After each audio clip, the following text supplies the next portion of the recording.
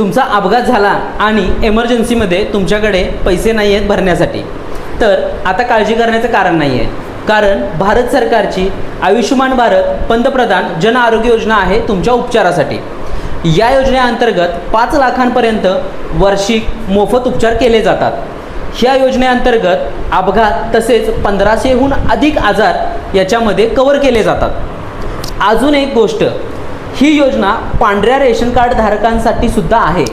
फक्त तुम्हाला एकच काम करायचं आहे, तुम्ही या योजनेसाठी पात्र आहात का नाहीत हे चेक करण्यासाठी तुम्ही आमच्या कॅप्शनमध्ये दिलेल्या लिंकवर जाऊन तुम्ही तुमची माहिती भरा आणि चेक करू शकता.